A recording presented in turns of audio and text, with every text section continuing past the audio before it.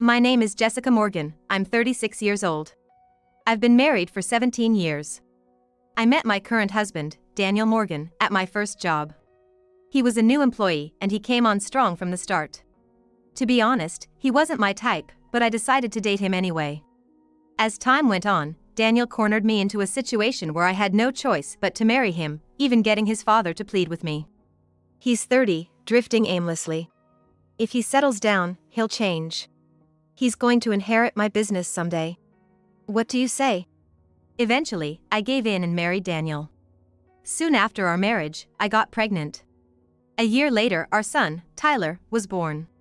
My mother-in-law became like a real mother to me, taking care of everything. I was expecting the usual mother-in-law and daughter-in-law issues after getting married, but my mother-in-law was different. She took great care of her grandson, Tyler. We rented an apartment just a few minutes' walk from her place. Moreover, the apartment was owned by my father-in-law, so we lived there for free. I was blessed in many ways. However, Daniel's negative traits slowly became more evident. His nights out became more extravagant, involving gambling, women, and alcohol. My father-in-law was soft on Daniel, paying him a hefty salary that didn't match his work and letting him do whatever he wanted with the family credit card.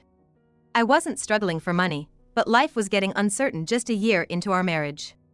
Yet, my mother-in-law was always there to help with childcare and lend an ear to my complaints. Without her, I couldn't have continued with this marriage. But after 17 years of marriage, a decisive event occurred between me and Daniel. Is Dad not coming home again tonight? Tyler started high school this year. He attends a prestigious private high school. He often said, "Why did you marry such a man, Mom? All he does at home is drink and read the horse racing news. I can't see what you saw in him." The fact that I couldn't immediately answer him was telling. But if you and Dad get a divorce, won't it be hard for Tyler? Why would it be hard? I'm all for it, actually. Grandma thinks the same. Keeping up appearances for Dad and just enduring it is so outdated. You're still in your 30s, Mom. You should enjoy your life more. When did Tyler become so grown up? He was becoming my sole reason to live. That's what I thought. I wanted Tyler to become a worthy heir and take away Daniel's position and honor. Well, we do live a normal life thanks to Dad's family, though. It's Dad's money that's making him arrogant. The women who flock to him are only after his money, right? He'll only realize how lonely he is when he's penniless. Daniel never helped with parenting, nor did I ever see him have a good conversation with Tyler. It's no wonder Tyler didn't warm up to a father like that. They might as well have been strangers. It's natural that their relationship turned into aversion. Speaking of which, I've been feeling unwell lately. Probably due to the stress from Daniel. I'm in my 40s now, I can't stay healthy forever. Thinking it was about time, I decided to go to the hospital the next day. I had Tyler at 19, and among my mom friends, I was the young one, but maybe my body is telling the truth. I was speechless at what the doctor said. "You might have breast cancer, so please stay in the hospital for tests." Breast cancer? Why me? The first person I called was my mother-in-law. On the verge of panicking, my mother-in-law said she would stay with me in the hospital. By then, I knew no words could reassure me. The next day, after Tyler went to school as usual, I headed to the hospital for my admission. My steps were heavy. Daniel didn't come home last night either. After years of marriage, I could tell he was seeing someone specific. Thanks to my father-in-law, I got a private room in the hospital. My mother-in-law was there before me, and I almost cried when I saw her face. Did you tell Daniel and Tyler about the breast cancer tests? No, not yet. Daniel hasn't been home much lately anyway. But I plan to tell him once the test results are out. Let's do this, Jessica. Tell Daniel you only have 3 months to live. It'll be a good lesson for him. If he thinks you're dying, maybe he'll finally appreciate you. Otherwise, he'll never change. As his mother, I feel so sorry for this. I thought it was a pretty good plan. It was a lie. But it might reveal Daniel's true nature. Unless you say your condition's worsening, Daniel won't even bother to visit the hospital. I'll exaggerate a bit. I wondered what Daniel's reaction would be. He might be a little shaken and come to visit. I fell asleep in the hospital bed with a sliver of hope. The next day, after hearing from his mother, Daniel did come to visit. But it was far from what I expected. I sold the house and am going on a trip with my lover. See ya, useless woman. His words were shocking. He wanted me gone. Daniel left the hospital without waiting for my response. I lay there, speechless. What was the point of our marriage? Was it all just for appearances? I felt more emptiness than anger. But my mother-in-law was different. She was shaking with rage. Don't worry, leave it to me. She seemed to have something planned. I found out what it was the following week. I was about to be discharged after completing all the tests. That day, Tyler came to visit with his grandmother. Suddenly, the door burst open and Daniel stumbled in, looking disheveled. We all sensed something was wrong instantly. Daniel's hair was a mess, and he looked unclean. He threw a large carry-on bag and stood there, excited but weak. Mom! Look what you've done! Do you have any idea what I went through to get here? What are you talking about? My mother-in-law played dumb. It seemed things went exactly as she planned. Dad smells. Didn't you take a shower? Weren't you supposed to go on a trip? You made a mess preparing for it.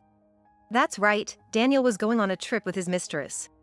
Taking advantage of Mom being in the hospital to go on a trip with a mistress? He's the worst. I hesitated for a moment, wondering if it was right to discuss mistresses and such in front of high schooler Tyler. It must be quite raw for him at this sensitive age. Shut up! And who stopped the family credit card, Mom? Why would you do that? Because of you, I was embarrassed. The money from the family credit card is there because your father worked for it.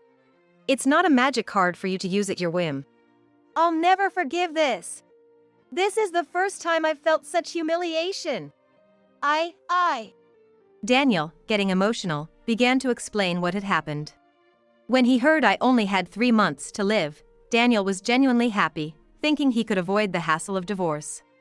It was because he had a woman he loved. The woman was Amber Williams, a hostess at the club Daniel often visited. Daniel had been pursuing her for a year before she agreed to date him.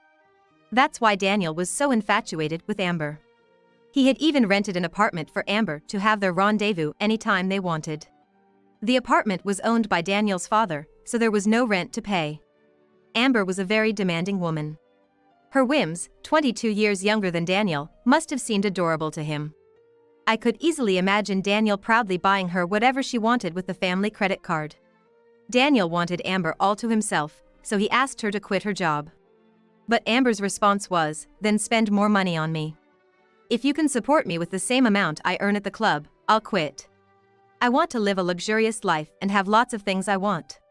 Your money, Mr. Morgan, is nowhere near enough." And she showed no signs of quitting.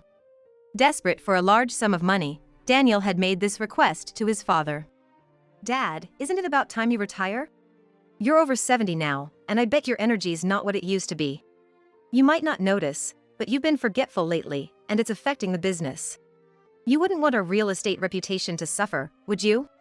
I've been watching you work up close, so why not let me take over?" But Daniel's father knew better. Of course, he did. He had raised Daniel and seen him up close more than anyone. He knew that if he left the company to Daniel, it would collapse in no time. He saw right through Daniel's plan to sell all his apartments for a quick fortune. His father was wise and had been in business for years, with a steady monthly income from the apartment rentals. But Daniel preferred the gamble over stability, ready to plunge in headfirst. "I'm still fit to work. As long as I can see, I won't let Daniel do as he pleases. Haven't I given you enough money? I'm just worried about you, Dad. You have to drive around for showings, right? But you know how accidents with elderly drivers are on the rise? Maybe it's time to give up your license and retire, enjoy yourself." I couldn't believe he could say such things so lightheartedly. In a way, I respected that. In the end, without a fortune, Daniel kept going to the club where Amber worked every day. Even if he got Amber, he was just another customer to her. Daniel started to panic. I didn't know this, but he had apparently consulted with his father and mother-in-law about wanting to divorce me. He wanted to divorce me and remarry Amber. Perhaps because he hadn't forgotten the favor of asking me to marry into their family, his father opposed the divorce. His mother thought that divorce might be better for me, but she couldn't agree with the reason for it. Daniel was desperately pleading, but Amber had no intention of marrying him at all. It should have been obvious, but Daniel convinced himself that not divorcing me was the reason Amber wouldn't marry him. Then Amber made the biggest request she ever had. She wanted to open her own club. At her current club, Amber was getting older. And probably realized she couldn't compete with the younger girls anymore. So, she thought of topping that by opening her own club. It didn't have to be big. As long as she could work the way she wanted and make a profit with a good team, she'd be thrilled. Without any guilt, Amber said, "Hey, Mr. Morgan, I want my own club. Look, I checked out some real estate today and found a great place." She showed Daniel the property details. Despite working in real estate for years, Daniel didn't know much about the market or the details. He hadn't been serious about his job. "We need to pay the down payment quickly before someone else snatches it up. It's hard to find such good conditions. The real estate agent said it's a real find. So, please, can you pay the down payment?" Daniel was troubled. His available funds were limited. But he couldn't let go of Amber just like that. Desperately, he tapped into the company's money. He knew his father would find out eventually. But at that moment, being cut off by Amber was scarier than anything his father might do. Amber started preparing for her club, overjoyed. Daniel began to seriously consider marrying Amber. She was relying on him, needed him. Daniel's desire to marry her grew stronger. How could he bring up the divorce? He seemed to have thought about it, but it wasn't my fault. I had been devoted to Daniel all this time. Not working, gambling, constantly cheating, all the bad things were on Daniel's side. His parents were against divorce and remarriage too. Then came my terminal illness diagnosis. For Daniel, it must have been an unexpected boon. He declared his trip with Amber without any regard for me. He talked about selling the house, but the apartment we lived in belonged to his father. It was in his father's name. So, he gave up on selling it. First, he would fulfill his long-held wish to travel to a tropical island with Amber. Right after receiving my terminal diagnosis from his mother, Daniel arranged for hotels and plane tickets. Then he came to my hospital room and scornfully called me a useless woman. The trip with Amber was to Hawaii. As soon as they arrived at the hotel, Amber said, "First, I want to go shopping." To her, shopping was the only purpose. That's when the biggest incident happened. Amber picked out several designer items, and when Daniel tried to pay, the clerk acted strangely. The card wasn't working. That shouldn't be possible. The family card had no spending limit. Daniel panicked. Amber's mood worsened rapidly. When he contacted the card company, they said the family card had been suspended. Daniel must have turned pale. "Sorry, there's been some mistake and the card isn't working." "What? That's not what you said. You told me I could buy anything I wanted, that's why I came. How are we supposed to spend the next 3 days? Do you have any cash on you?" "No, I've always just used the family card, so I don't carry cash." "That's the worst. I'll call Dad and get it sorted out, so please cheer up." Amber, ignoring Daniel, went back to the hotel alone. Daniel, in a fit of anger, called his father-in-law. But there was no answer. "What's going on? Making me look like a fool." Even after returning to the hotel, Amber remained upset and wouldn't speak to Daniel. Reluctantly, she had to use her card to pay for things, while Daniel couldn't even buy food or leave the hotel. He was just stuck in the hotel room, unable to do anything despite being in Hawaii. Daniel's resentment towards his mother-in-law grew. She was the only one who would have stopped the card. Just when his marriage to Amber was becoming a reality, it all fell apart. What was the point of all he had done for Amber? This must have been a significant blow to him, and humiliating. "Mr. Morgan, just to confirm, there's no problem with my club, right? You said, I have plenty of money. Leave it to me, so I've been moving forward with the opening. I've even made the invitations and most of the preparations are done. It's too late to back out now." The first words he heard from her were so cutting. "Of course, it's fine. It was Amber's dream, after all. I'm sorry, Amber, for this boring trip." "You have her plane tickets back, right? And the hotel is paid for? You're not expecting me to pay, are you?" "The plane and hotel are already taken care of. Listen, I'll definitely pay you back when we get back to New York. Can you lend me some money? I can't even buy a snack." I'm so hungry. What? I'm barely managing as it is. I don't have a cent to lend you. I had planned to do all sorts of sightseeing, and we can't even go to the beach. What's the point of coming to Hawaii? Sorry, but I've seen Mr. Morgan's limits. I can't see a future with you anymore. Then came another silent period. It lasted until they arrived in New York, and they went their separate ways at the airport. Daniel hadn't eaten or drunk anything for 3 days and nights, and was at his limit. But he didn't even have enough money for the train fare home from the airport. With heavy steps, dragging his carry-on, he walked and walked. And finally, he arrived at my hospital room, looking disheveled. He blamed everything on the family card being blocked, attacking his mother-in-law. It must have been a huge success in her eyes. Daniel, compared to what you've done to Jessica, this is still not enough. It's unprecedented for a husband to go on a trip with his mistress as soon as his longtime wife gets a terminal illness diagnosis. I'm cutting ties with you. I care about Jessica much more than my own son. Humph. Even if you say that, Mom, what about Dad? He's always been on my side, no matter what. Hey! A sharp voice rang out, and my father-in-law entered. I've heard everything. I'm disowning you. It's my fault for spoiling you. You're going to pay back every penny you took from the company. I might have heard such harsh words and seen such a stern face from my father-in-law for the first time. You're also fired from the company, so don't bother coming back. And leave the apartment you're living in. You need to start from scratch and make your own way. For Daniel, who had been soaking in a warm bath for 48 years, a harsh life was surely waiting. Shut up! Shut up! Fine. It works out for me anyway. I wanted to divorce Jessica. Now I can finally remarry the young and cute Amber. As for work, once Amber opens her store, we can live off its earnings. His voice trembled with desperate bravado. Excuse me for a moment. My mother-in-law left the room briefly and returned with Amber, Daniel's mistress. Amber! Why are you here? I called her. What's going on? Mr. Morgan said he had something to discuss, so I came, but... No, I didn't contact her. Mom, did you call her? Stop interfering, seriously, you never get it.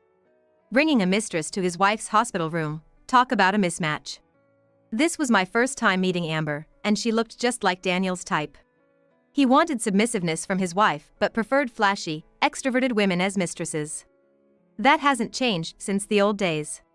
Amber, what you've done is unforgivable. You knew Daniel was married and still had an affair with him, didn't you? We will claim alimony as our rightful due. And just so you know, I've already spoken to a lawyer. What? I'm not Mr. Morgan's mistress or anything. We haven't even been intimate. Whether that was a lie or the truth, it was her word against his, impossible to prove. Maybe Amber was just saying that to escape blame. Really? Right, Mr. Morgan? Daniel's small, rigid reaction made me think it might be true. Was he just financially supporting her in hopes of a physical relationship? It was so pitiful it was almost laughable. Actually, Mr. Morgan and I aren't even dating, let alone having an affair. I'm troubled by these accusations. So it was just one-sided feelings from Daniel. Was this a so-called sugar daddy situation? No, Amber, remember what you said. If I gave money for the store, we'd be together. Mr. Morgan only paid the down payment, right? You never brought the rest of the money despite my reminders. So I used all my savings. I don't need a man like you anymore. Bye, useless man. Wait, Amber! Watching Daniel desperately cling to a young woman was pathetic. Tyler couldn't help but blurt out. Ew, that's gross. As Amber tried to leave the room, it wasn't Daniel, but my mother-in-law who grabbed her arm. Just a moment, we're not done talking. What now, seriously, give me a break. I've told you, Mr. Morgan and I are nothing. You seem to know nothing. What strong card did my mother-in-law hold? She had been making moves I didn't know about. You have a boyfriend, don't you? So what? Why do I have to tell you that? It's none of your business. Daniel reacted to her answer. Amber, you had a boyfriend? You never told me that. Were you bringing him to the apartment I rented for you? Daniel, be quiet. Amber, you're being deceived by that boyfriend. What is this conversation turning into? The story was jumping all over, hard to follow. Huh? What are you talking about, old lady? I had a detective look into you and Daniel through my lawyer. You gave your store's startup money to your boyfriend, right? He's run off with it. What? No way. My boyfriend and I have promised to marry. We were planning a lavish wedding with the profits from the successful store. Don't make up lies just because you don't like me. If you think it's a lie, try calling him now. I bet you won't be able to reach him. That's impossible. Amber pulled out her smartphone with a smirk. No ringtone. Probably blocked. Amber repeatedly put the phone to her ear. Growing increasingly anxious, clearly visible to anyone watching. Why is this happening? See? He's not answering, is he? There are even more bad rumors about your boyfriend. You've been completely fooled. It's really laughable. Well done. It was a splendid counterattack by my mother-in-law. I felt relieved too. Amber was trembling. Understandably so. She had been swindled out of a large sum of money by a boyfriend she trusted. Her dream of opening her own shop would likely be dashed now. I felt a bit sorry for her. It's not my place to say, but Amber, you have terrible luck with men. Still, neither Daniel nor Amber, you haven't apologized to Jessica at all. What kind of nerve do you have? Well, never mind, my punishment ends here. So, what will you do, Jessica? Yes. Divorce is the only option. I answered immediately, intending it to be the final blow. After all, Daniel had wanted to divorce me, so he should agree quickly. It seemed Daniel never expected me to be the one to initiate the divorce. When faced with a situation where someone takes a superior stance, his fragile pride quickly turned to anger. Fine, I'll divorce you. But don't expect any support for your future life.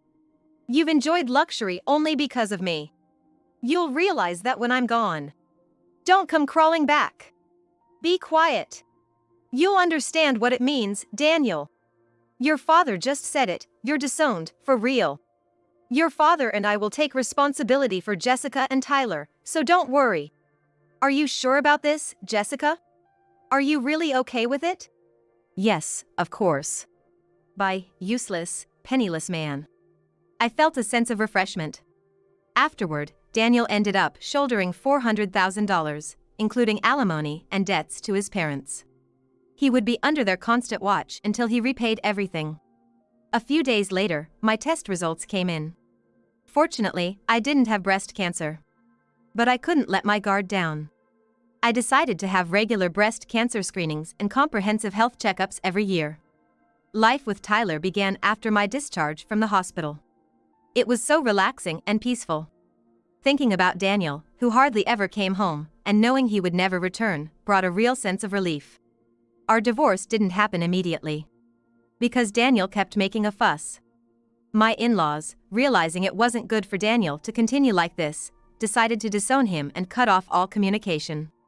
It was a tough punishment for him, but I knew my in-laws were worried sick about him. Sure enough, Daniel ended up begging his father for help. His father put him to work in a food service job to learn how to interact with people, to appreciate the value of money, and to toughen up. Daniel was now living in an apartment, undergoing the most challenging training of his life. Meanwhile, Tyler said to me, "Mom, I'll protect you from now on. You're not alone, and good things are sure to come." Hearing such a heartfelt line from Tyler almost brought me to tears. When had he become so strong and resilient? Tyler was my reason to live.